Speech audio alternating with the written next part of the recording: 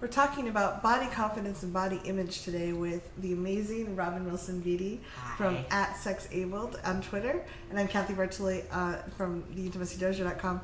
And Robin, you're one of the people in our community, the go-to person. Because for body image and confidence, you've gone through so many changes, and you speak so eloquently on this, where people, it is a struggle when we're not seen, or we're facing a lot of societal pressure. Yeah, it is a struggle. It's a struggle when you don't see yourself as represented in mainstream culture as beautiful or desirable. For instance, pick up People magazine. You look at 50 most beautiful people. Do I see any black disabled women in there? You might, if you see one or two black people. If you see one or two black people, it's like, wow. Okay, yeah. And they'll all be size 2. They'll all be size 2. They all look like Halle Berry. If it isn't Halle Berry, But Halle Berry. It probably was Halle Berry. But you don't really see. I remember when Emmy, the model, was like the first plus size person I saw as listed as. Even though that whole 50 most beautiful, I don't know who is the judge. A lot of it's PR stuff. It's PR stuff, but I don't. But because I just don't see, even just in films or me or whatever.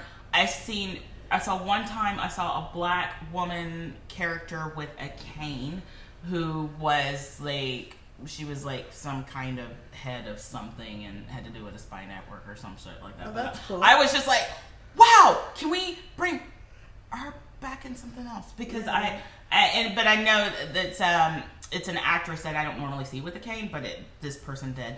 And then I've seen, I remember Denzel Washington played a character that was I think he was in a quadriplegic, or he was in a bed or whatever. Yeah, he was a cop or something like that. But I don't. Or Samuel L. Jackson in Unbreakable. He was an amazing bad guy. Yeah, he was an amazing bad guy, and he had osteogenesis imperfecta, which I have a friend that has that same condition, and she was like, fuck that movie. People with OI aren't usually that big. Whatever. But I was like, it brought attention to the fact that this is a condition. But if we're not seen. But if you're not seen, and it's the fact that these are the examples that I'm listing, because I don't get to see women like me. Women like me are just seeing women with disabilities. Period. Physical disabilities. Period. I'm starting to see some characters with disabilities, played by people with disabilities, but not enough. And the ones that I have seen have been white. There's a gentleman, the one on Breaking Bad, and he has cerebral palsy. That actor. Deaf actresses. There's little breakthroughs. But the Target ad now has older people and bigger people being happy. They're being happy. They're being happy. Oh, I know. I was at Target and I had to take a picture. They had a plus size mannequin. I didn't know I didn't know either. My daughter and I getting to show that to my daughter is Gen Z. She's 13. So when I was like, hey. I love the fact that my kid is getting to grow up where she is seeing different, her idea of what body positivity is expanded and growing in a way that, I'm Gen X. I'm 45. And then what I was brought up with, and so for her, it is natural. To have that. But it should be natural for all of us. It should be natural for all of us. But part of that takes, it takes people being able to be bold and to be out there and to go and stuff. But the thing is, that's not easy to do. Well, I think we've been so shamed around sexuality overall. But then, you're in a demographic where you're a person of color. you're plus size, and then you're also you acquired a disability. Yeah. All three of those things are things that in our society make you invisible sexually. Like I watch TV and I see no, like Mike and Molly, and it's always kind of jokey. Yeah, it's jokey. Like This Is Us is a show where they have plus size characters where they are dealing. That's so good. And images and stuff, but this person is seen as a whole person, right, with a life, and it's not a jokey thing. It's a drama, like, but this is one show. Yeah, there's like thousands of shows where there's if a plus size person is on there, they're the butt of the joke. They're the butt of the joke. And they're not they're the sexual. funny part. They want to be the sexual, but sidekick. they can't have it. Yeah, they're the support person. Yeah, they're the support person. They're the person that brings the humor, or they're the person that's a joke because they don't know because here they are acting all bold and confident and sexy, even though they're not really that sexy. They just think they are, and that's what's funny. Yeah, like Pitch Perfect. Yeah, I can't watch Pitch Perfect because it's like it's so painful because this person is so like it's repeatedly that all the skinny people are like kind of okay, a little bit awkward but okay, and then the fat person is like constantly, and people are like, ew, like why are you so confident? And that's the thing. And so it takes those of us who are, it takes just seeing that person, seeing somebody going out, and this is the body I have. Yeah. This is what I got. This is what I got to work with. Why not enjoy it? And why not enjoy it? And I am enjoying it. You're such a great role model for that. You really are. I just like to think,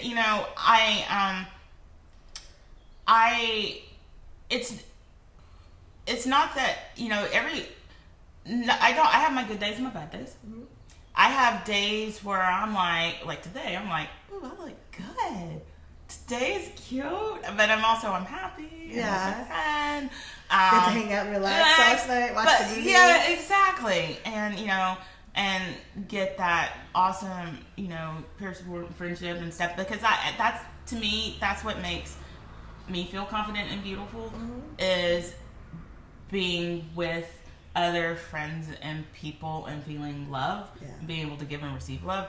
That makes me feel more confident and beautiful. I know that sounds like really cliche or whatever, but no. We talk about we have a program called the Self-Love Game, and it's how they can practice self-love. And part of it is we love ourselves more when we feel a little more fulfilled. If we're feeling really depleted and tired, it feeds into that like I'm not lovable. Yeah. Versus if we take a little time and like hang out with a good friend, watch a good movie. Yeah, do something like that, and it feels good. It feels, and I'm learning, but then I have some days where I'm like, I feel old and decrepit, and I feel like nobody, and even though we don't need to look for outside validation, but we're human beings. We're human beings, basically animals, and so we're tribal, and we're pack animals, and we want acceptance. Approval, we want approval, and we want acceptance. I have noticed, remember I was talking about I used to be 100 pounds heavier. I had a gastric sleeve because I felt like my health was starting to be in jeopardy because it was getting bigger, and for me, because the way it was, because I'm partially paralyzed on my right side, and so the way it was putting on, my gait is already off and stuff like that, so I was having more hip pain and more leg pain, and to the point to where things were losing the weight. But the other side of I've noticed from losing the weight was I got treated very differently once I call it basically once I was able to wear smaller plus sizes. Once I got I wear like 12 or 14 or whatever. Once I got to there, you started being somewhat sexual again. Yeah. How about I didn't, because I still see myself as the person who's wearing size 24, 26. That is, in my head, I will be that person until I die, because that was who I was for decades. And okay. what happened? No, okay. Just the screensaver. Okay. But I realized that I had to work on redefining what it meant to be, because I was angry. Yeah. And so a lot of that just I'm the same person. Oh my God, I'm the same motherfucking person. I am this, nothing has just a few extra fat cells and you're suddenly more or less. And I didn't know what to do with that. I didn't realize too, like, for some reason, I guess, the extra everything just kind of acted as kind of a barrier, maybe for keeping certain attention. And I am like, and sometimes I'm like, I kind of want that back. I liked there's safety.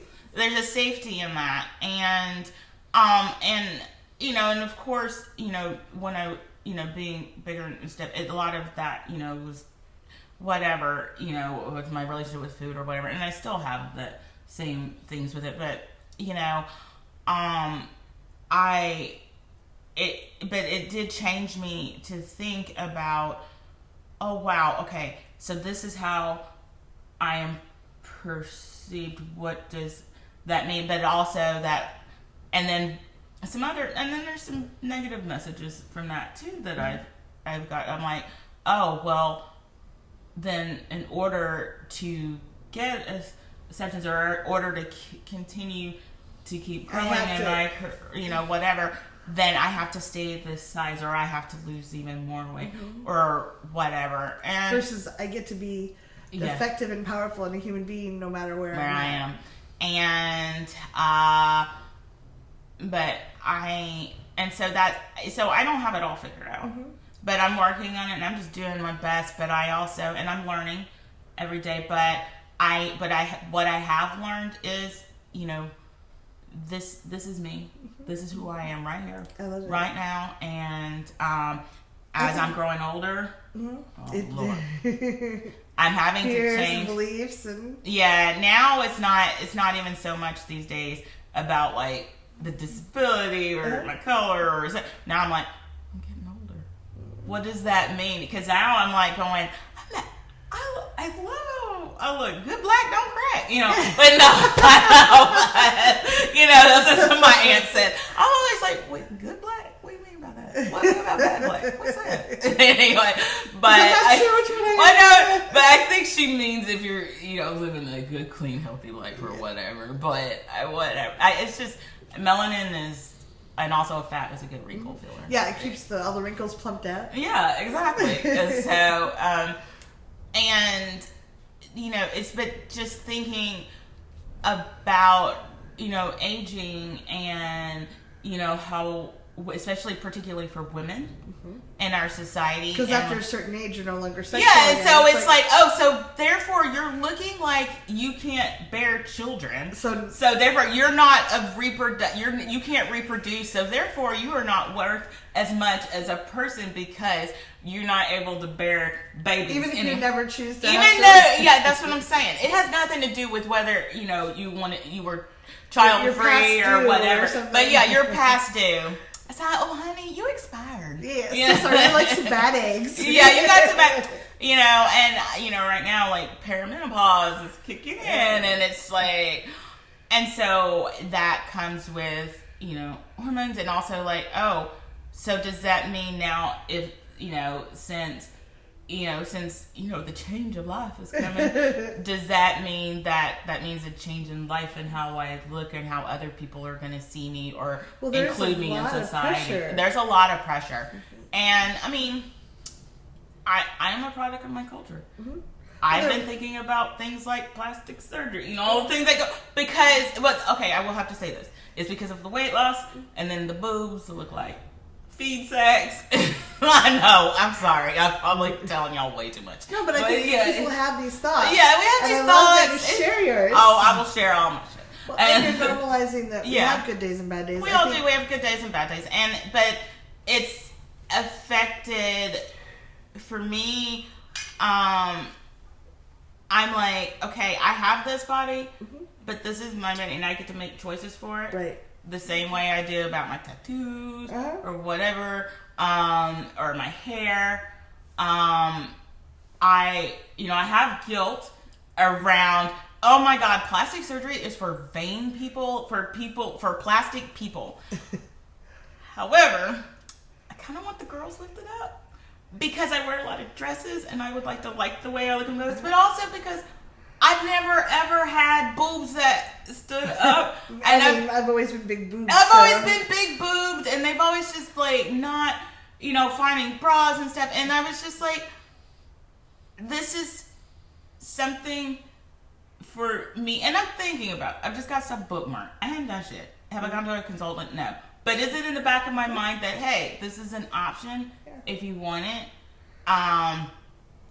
I think if you make choices not out of fear but out of choice, that's very powerful. And it's not fear. I don't think it's going to gain me I don't think that it's going to gain me anything as far as like, oh, well, if I get boobs, I'm going to get a new job, and people will run up to you. Everybody's going to be like, oh, wow, you are so young and hot looking. No, that's not what I'm getting. I'm getting it.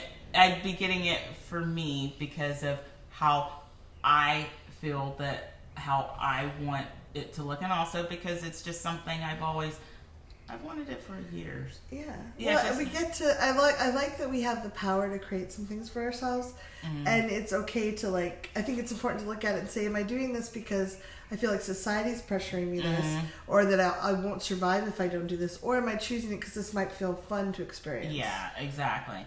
And so, I'm choosing it the same way like I choose to wear makeup or contacts or cut my hair. I do videos, I usually choose to put makeup on because I think it looks better. Yeah, because I like the way it looks and how it makes bring out. And, and this is, like I said, this is the only body I got.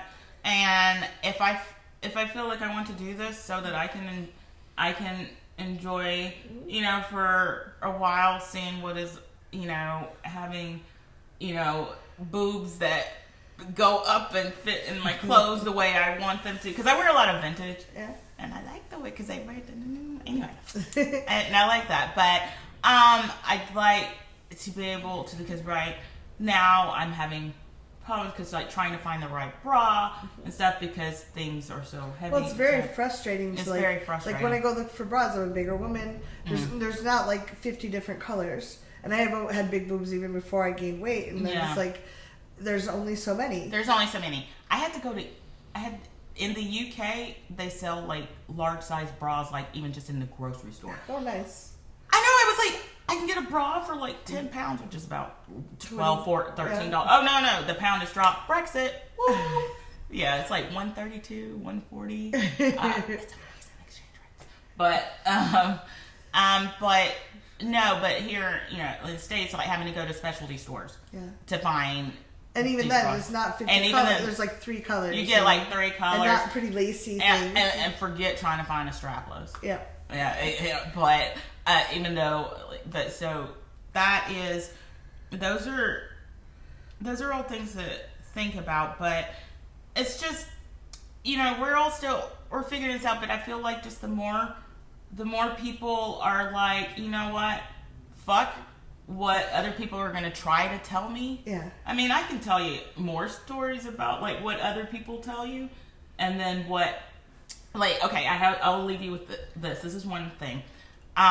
When I was out here, I went to a place, it's near here in the Bay Area called Alamo, and there was a matchmaker there, because I was like, okay, I'm here, I want to find me a man. Let's go to this matchmaker service, because it kept popping up in my feed. You know how advertisements are. Yeah. They're like, okay, you want a man? Here's a matchmaker.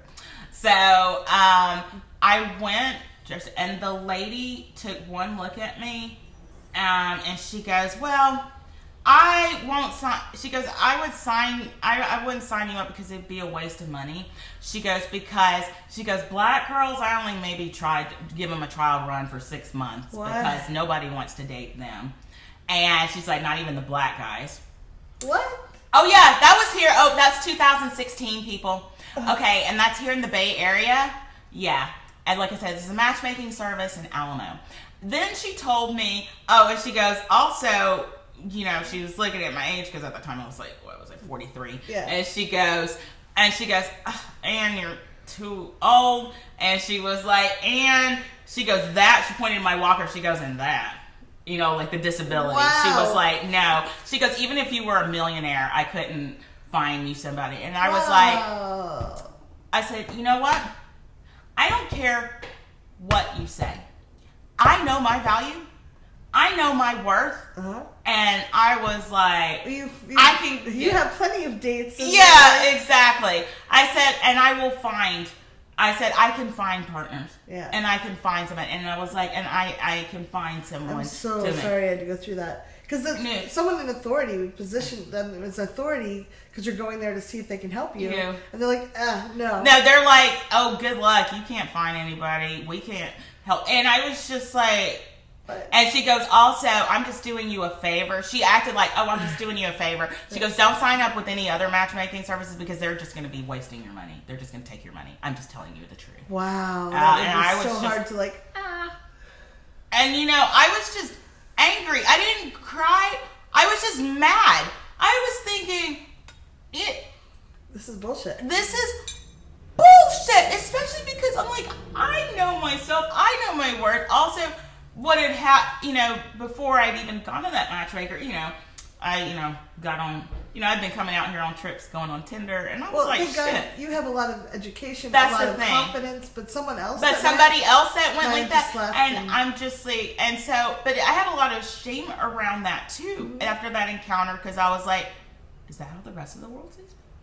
Does everyone else in my life just think that I'm just ridiculous because I think that I'm cute and that I'm worthy and that I can find the partner of my dreams?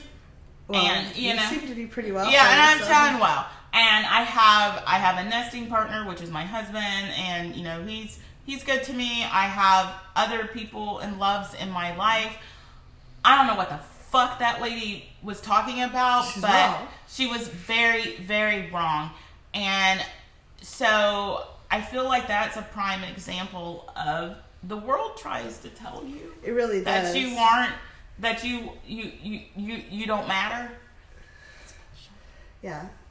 Well, and I love that we can normalize it here. We have good days, we have bad days, we feel societal pressure, we have wants for experiences, and that's all okay. And I would love, we wanted to make sure we talked about going with natural hair for people of color. Like, for me, I've talked about how important representation is in seeing people like you in the Black media, Panther. But Black Panther for me, and I don't care, Wakanda, #Wakanda forever. I'm going to WakandaCon in August in Chicago. I can't wait. Oh, fuck. Okay. Spill coffee. You're Sorry. good. I'm a little excited. You gave her too much coffee this morning. I'm a little excited because I'm like, oh, wow. WakandaCon sounds so... I know. I mean, but it's like, finally, we get this. And, but especially though, when I was talking about representation, seeing Black women with their natural hair, shaved head, looking fierce, fab, femme, all of that stuff, and they're badasses and being on the screen and stuff, and they're just like, they did such a good job with that. Such a good job. Not to mention, but they also brought up the subject of Black women in their hair by when she was like, what is this ridiculousness about the wig? And then they're like just whipping back and forth. Yeah. And then when she took that wig off and used it as a weapon, I was like, yes, I understood. That's how I feel. And so I was like, you know what? And seriously, it was maybe 2 weeks after me seeing that movie is when I shaved that. Well, and I think, like you said, we were talking about this, it's okay for people to wear... It's okay. You can wear... I'm not judging any... I think... No, but it's nice for you to feel embraced. It's nice for me to finally, for the first time in my life, embrace this hair that I was given. I saw, like, there's, like, pictures of me, like, when I was little bitty, and, like, little bitty with an afro. Aww. Baby afro. 70s. But, I remember my mother, though, once I got about school age, she started with the chemical relaxers and all that in the head because she was like, just as I, but my dad, he was all, black power, and he was like, just let them have their natural hair. Yeah. And my mom's like, you're not the one that has to comb this shit every day. So, and also it's just, and, so that started the lifetime, because I went through the pressing and the weekly, I hated hair washing day, but that meant that the pressing comb was coming. And then the relaxer. It sounds like it hurt. Yeah, and then the relaxer, and if you leave it on too long, then it burns your scalp and stuff, and you get these sores in your, all of these things because because of the beauty standards of trying to emulate, and also the stuff that I got from white kids. I grew up in Arkansas about my hair. Yeah, it was it's a lot. It's a lot of different layers of internalizing that my hair was wrong, that my hair was bad, because even just from other black people, because we have a lot of people have internalized racism, and calling hair grades and saying you got good hair or bad hair. No, my dad, I thank God for my daddy. Yeah. Happy Father's Day. Yeah. My dad said, if whatever hair is on your head is good hair, that's your hair is good hair. Don't let anybody tell you that your hair just is not good hair, because this is the hair that you. Well, it's like our hair, our body, like your hair is good hair. My hair is good hair. And if you're bald, it's good bald. Yeah. I have dated a guy that had total alopecia, and so eyebrows. I thought theirs was beautiful. Yeah. Well, it's so much more about when humans do try, it's very natural to try to segment people because our brains are lazy, and it's actually good. It saved us time. Those berries are good, those berries are bad. Yeah. We try to divide people that way, though, and people are not. We can't just say, oh, this person wearing a black shirt with pink polka dots is good, so all black shirts with pink polka dots. No, that doesn't. Humans are much more complex. Much more complex, and you can't put us in boxes. And when we're all we're becoming hybridized. We're all I love all the different cultures and people that are getting together, and how we're sharing and growing and learning from each other, and hopefully, we can keep going on this journey of inclusivity and acceptance. But learning. We're getting there. Yeah. We got a while to go, but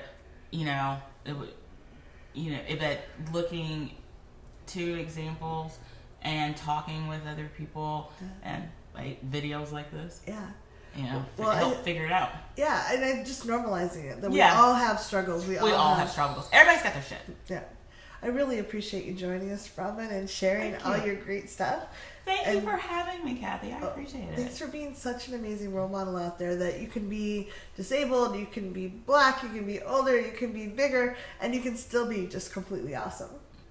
Thank you, baby. Yeah. If you have questions or comments, please leave them below. We'll try to get back to you. Thanks. Bye.